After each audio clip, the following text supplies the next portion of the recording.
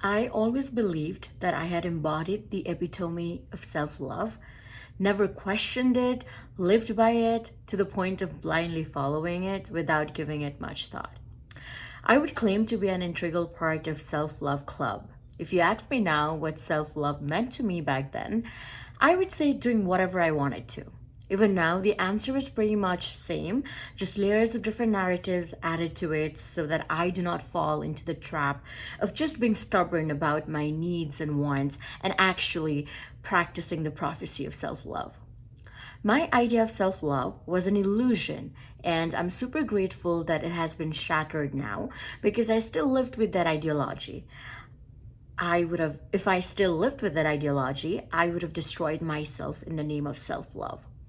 My idea of self love came from a place of wanting self love, but never actually tending to it, but blindly believing that I did.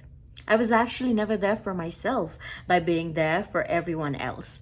I was struggling. And I would not see it because I had gaslighted myself to believe that I was practicing self love and no one could tell me otherwise.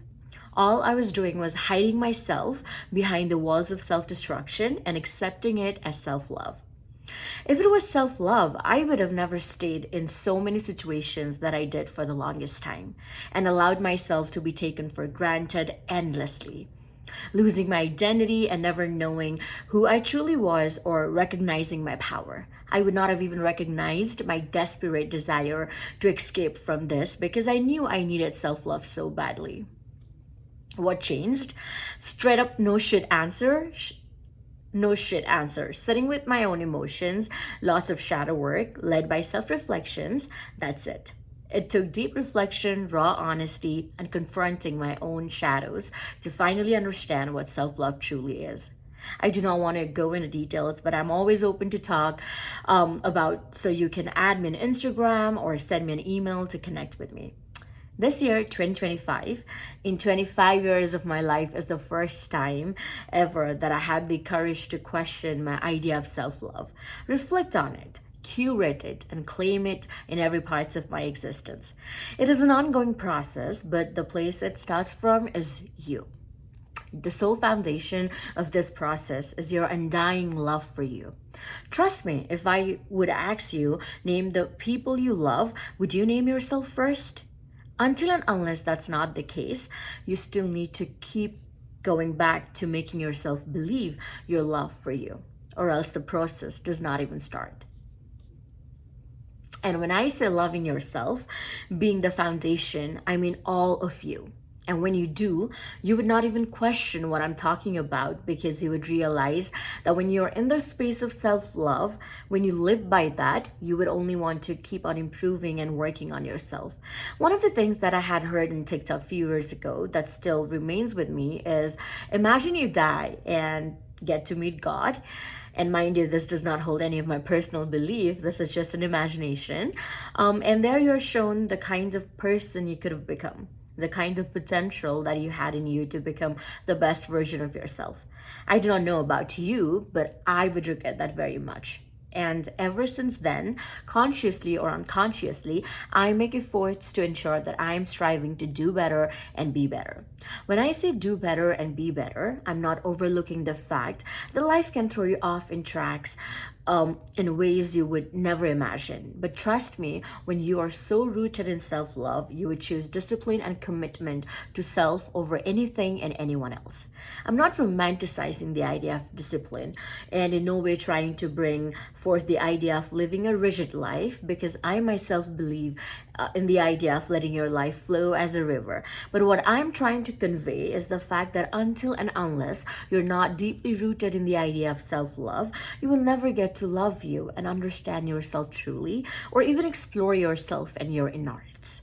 And no, you do not have to be so much about self love, but I would, of course, encourage you to because self love is the highest frequency that attracts everything that you desire. Once you're into it, everything else will fall into place. Also, how you treat yourself is how you teach the world to treat you and set a standard for yourself. Self love comes with so many factors. For instance, healthy boundaries, self respect, acceptance, inner peace, and solitude. And above all, commitment to self. Because why would not you? I mean, you are yours before you are anyone else's, and you deserve to make yourself a priority. Some of the affirmations that might help you. I am creating the life that I want. I am one of a kind. I'm confident. Every day I am becoming a better version of myself. I deserve peace, joy, and everything that makes my soul grow. I choose myself. My self love is a source of endless strength. There are different ways that one can practice self love. It's all about making your heart and soul to do a happy dance. So it is a very personal process of exploration. Some of the ways that I practice self love are romanticizing and documenting life. That includes intentional and mindful living. This has been one of the most significant forms of healing for me because it not only helps with self-love but inner child healing because it gives me the space to live in the present. A set of morning ritual that sets my day. Some of the things that this includes are morning journaling, meditation, that helps me set my tone for the day. Weekly tarot reading for self. This helps me feel empowered.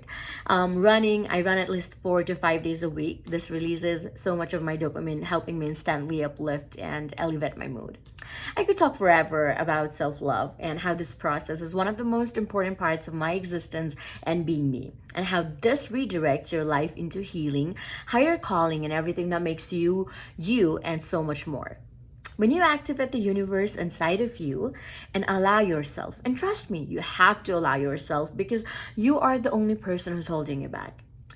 And when you allow yourself to channel through your inner world, you elevate your outer world because you can only ascend higher as you are deeply rooted. Thank you.